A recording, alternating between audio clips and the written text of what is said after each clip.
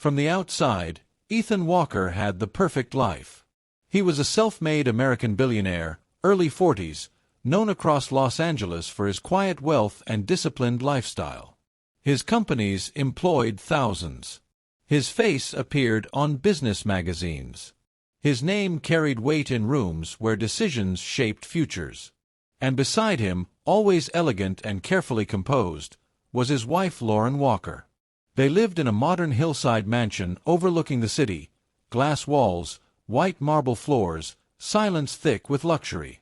People who visited said the house felt like a dream. But dreams don't echo. Ethan noticed the silence long before anyone else did. Lauren no longer laughed the way she used to. Her conversations were short. Her attention lived more in her phone than in the room with him. She dressed beautifully, went out often, and returned smelling of unfamiliar places. Still, Ethan said nothing.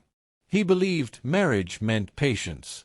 Late one evening, Ethan sat alone in the bedroom, staring at a prescription bottle in his hand.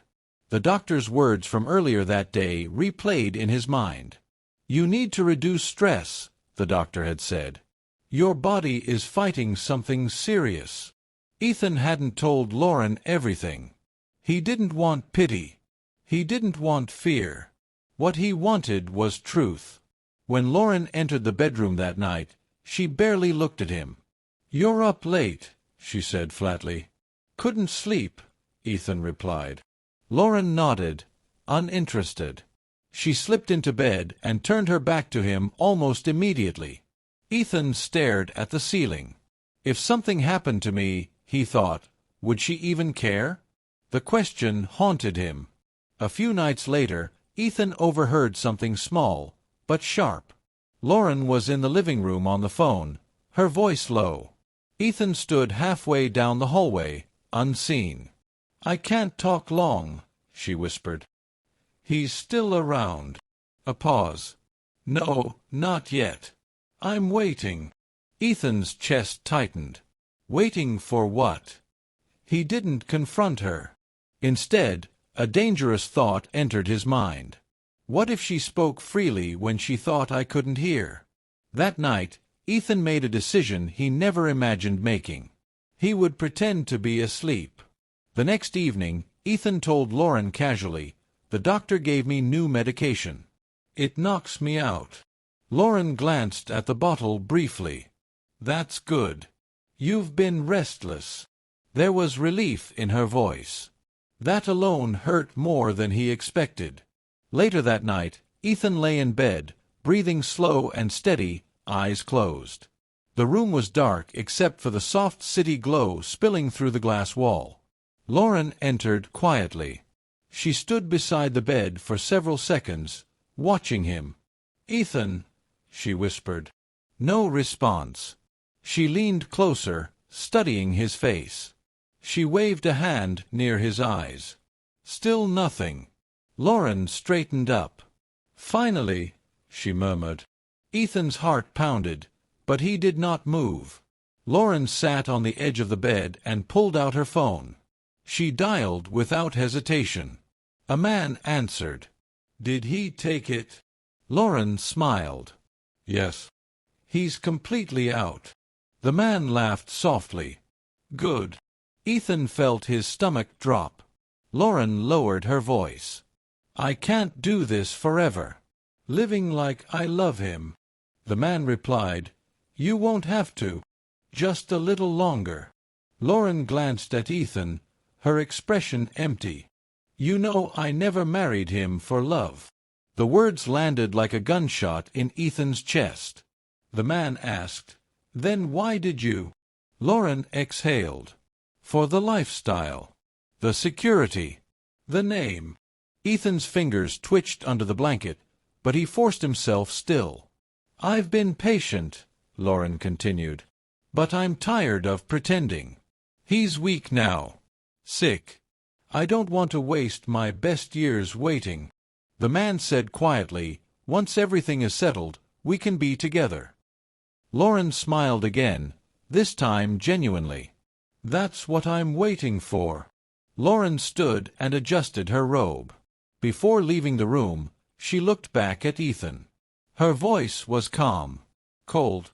"He thinks I care," she said into the phone. "Men like him are easy when they're desperate."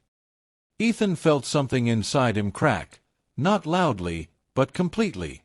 Lauren ended the call and walked out, turning off the light behind her. The door closed. The room went silent. Ethan opened his eyes. Tears didn't come. Anger didn't either. What came was clarity. He finally understood the truth he had been avoiding for years. The woman he married didn't love him. She loved what he could provide. And now that she thought he was fading, she was already planning her escape. Ethan sat up slowly in the dark, his reflection staring back at him in the glass wall. For the first time since his diagnosis, he felt awake. And he knew one thing for certain. This was only the beginning. Morning light filled the mansion softly, spilling through the glass walls as if nothing had happened. But everything had. Ethan Walker lay awake long before Lauren stirred. His body was still, but his mind replayed every word she had spoken the night before. Every laugh. Every careless sentence. "I never married him for love." The words echoed louder than any alarm. Lauren eventually rose from bed, stretching casually. She glanced at Ethan and smiled faintly, as though nothing was wrong. "Good morning," she said. Ethan opened his eyes slowly and forced a tired expression. "Morning." She studied him. "How do you feel?" "Weak," he replied honestly, but not in the way she assumed.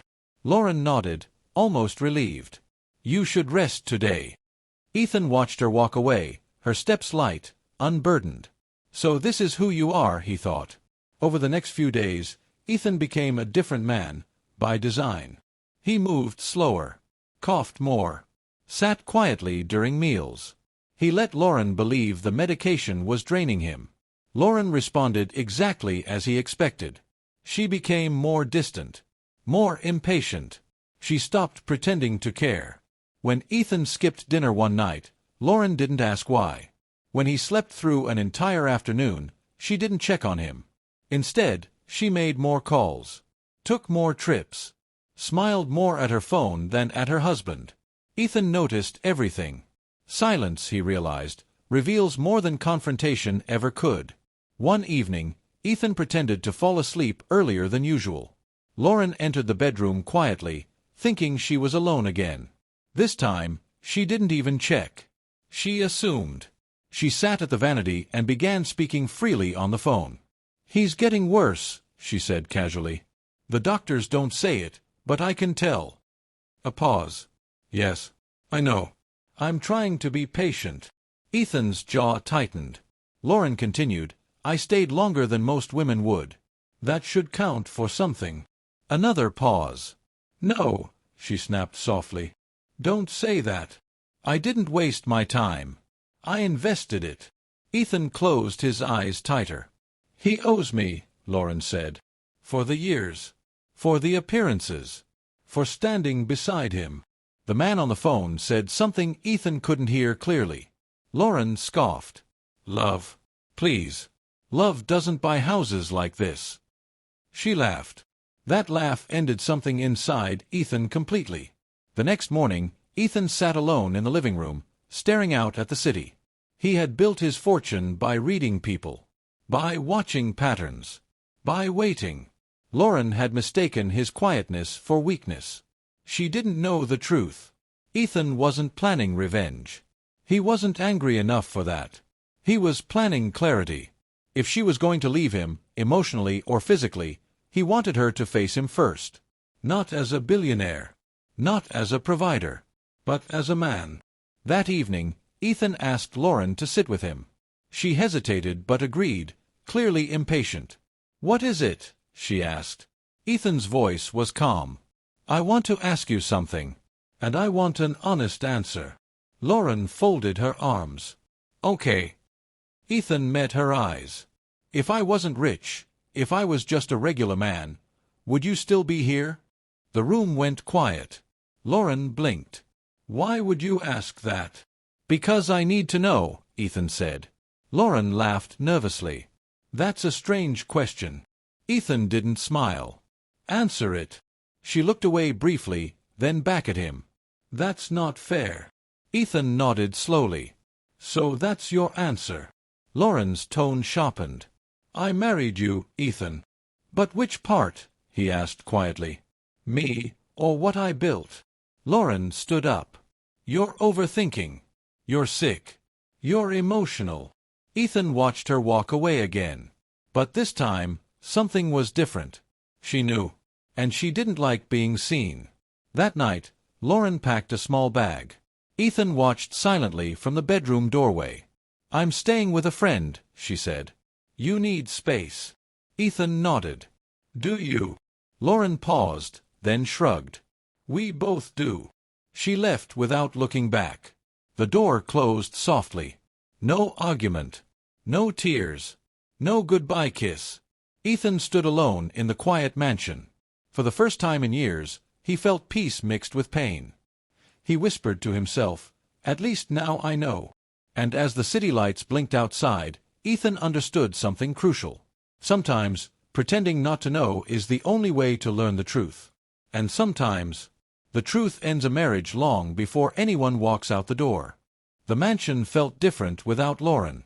Not emptier, quieter. Ethan Walker moved through the house slowly, noticing details he had ignored for years. The echo of his footsteps. The untouched furniture. The absence of her perfume in the air. Lauren had taken only a small bag when she left. But she had taken the illusion with her. For the first time since their marriage began to crack, Ethan slept without pretending. Not because he was at peace, but because there was nothing left to perform. Yet even in the quiet, the questions remained. Would she come back? Would she ever tell the truth to his face? 2 days later, Ethan's phone buzzed. A message from Lauren. We need to talk. No apology. No concern. Just necessity. Ethan stared at the screen for a long moment before replying. Come home tonight. Lauren responded almost instantly. Okay. That speed told him everything. That evening, Ethan sat alone in the living room, dressed simply. No suit. No watch. No symbols of wealth. He didn't want to intimidate her. He wanted honesty. The sun dipped below the horizon as the city lights began to glow. The house stayed silent until the front door opened. Lauren stepped inside. She looked different. Less polished. Less confident. Still beautiful, but guarded. They stood across from each other, separated by the space that used to be filled with comfort. Ethan spoke first. Sit. Lauren hesitated, then did. I overheard you, Ethan said calmly. Lauren's eyes lifted slowly. Overheard what? Ethan didn't raise his voice. The night I pretended to be asleep. Her face stiffened. You were awake, she asked. Yes. Silence stretched between them. Lauren laughed awkwardly. So you were spying on me? Ethan shook his head. I was listening to my wife. Lauren crossed her arms. You violated my privacy.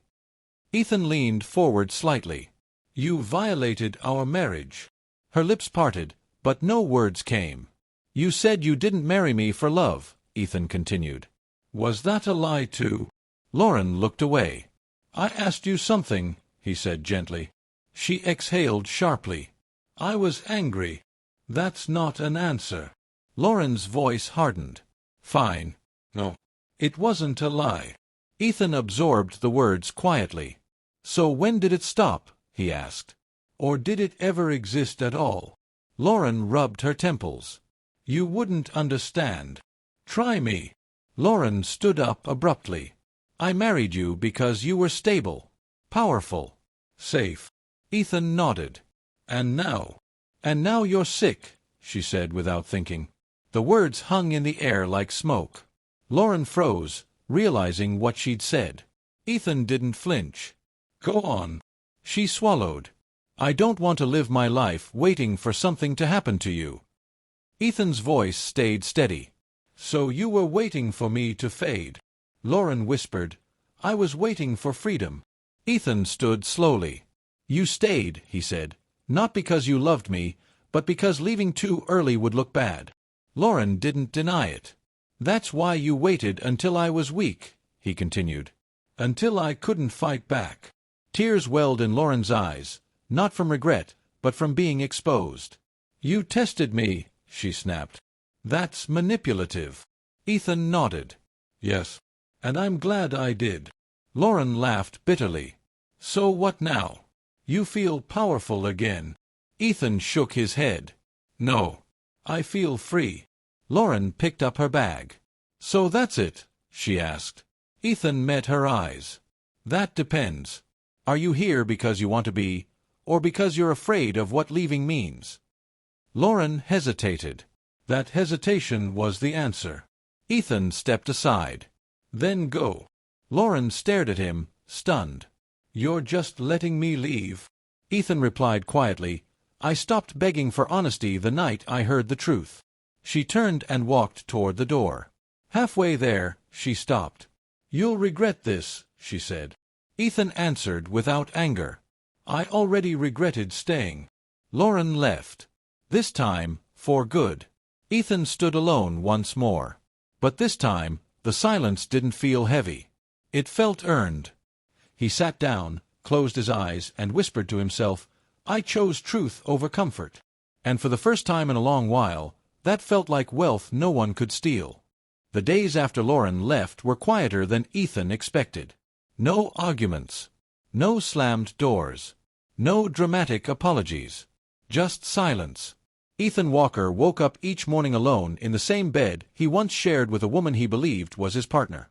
The mansion still stood tall on the hillside, overlooking Los Angeles like it always had, but now it felt honest. Painful, but honest. Ethan returned to simple routines. Morning walks. Light meals. Doctor visits. Long hours sitting by the window, thinking. People assumed he was lonely. What they didn't understand was that loneliness had lived with him long before Lauren walked out the door. Friends called. Business partners checked in. Some pretended concern. Others were simply curious. "What happened?" they asked. Ethan always gave the same answer. "We told each other the truth." Most people didn't press further. They wouldn't understand anyway. Across the city, Lauren stayed in a modern apartment loaned to her by a friend. It was comfortable, but temporary. For the first time in years, she had no staff. No driver. No schedule built around status. Just time. At first, she enjoyed the freedom. Sleeping late. Going out whenever she wanted. No expectations. But slowly, reality crept in. People stopped calling. Invitations slowed. The world that once welcomed her because of Ethan's name began closing its doors. Lauren told herself she didn't care. But deep down, something unsettled her. One afternoon, Lauren sat alone in a cafe, watching couples pass by outside. She noticed something she had ignored for years. They weren't rich. They weren't powerful. But they were present. She remembered Ethan sitting quietly across from her at dinners she rushed through. His calm voice. His patience.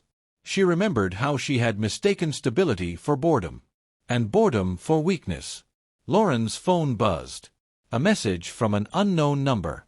"I heard about you and Ethan. Hope you're okay." She stared at the screen. For the first time, she didn't know how to reply. That same evening, Ethan sat in his study, reviewing old photos. Not wedding photos. Old ones. Himself in a small office years ago. Working late nights. Struggling. Hungry, not for money, but for purpose. He realized something important. Lauren hadn't destroyed him. She had revealed something he needed to see. Ethan closed the album and whispered to himself, "I survived worse than dishonesty." Weeks passed. Then one night, Ethan's phone buzzed. A message from Lauren. "I owe you an apology." Ethan read it once. Then again. He didn't respond immediately. Instead, he waited. Not out of revenge, but clarity. An hour later, another message arrived. "I didn't know how to love someone who didn't need me. I'm sorry." Ethan exhaled slowly. He typed a reply. Then erased it. Then typed again. Finally, he sent. "I hope you find what you're looking for." But I'm no longer the place you search. Lauren read the message 3 times. Tears filled her eyes, not because she lost wealth, but because she finally understood what she had lost. Lauren never replied. She didn't need to. Some truths don't require conversation. They require acceptance. She learned to live quietly, to work, to build something on her own. It wasn't easy, but it was real. Months later, Ethan stood on the balcony of his home, watching the city wake up. The sun rose slowly, painting the skyline gold. He thought about love. Not the kind that comes with contracts or expectations, but the kind that stays, especially when there's nothing to gain. Ethan realized something most people never do. Love doesn't disappear when money is gone. It disappears when honesty is. Ethan Walker didn't lose his marriage because he pretended to sleep. He lost it because the truth was already awake. Lauren didn't leave because Ethan was sick. She left because she was afraid of standing beside someone when the reward was no longer guaranteed. And in the end, both of them learned something different. Ethan learned that peace comes from knowing the truth, even when it hurts. Lauren learned that pretending is easy, until the silence forces you to face yourself. Some tests are cruel, but some tests are necessary, because sometimes pretending not to know is the only way to finally see.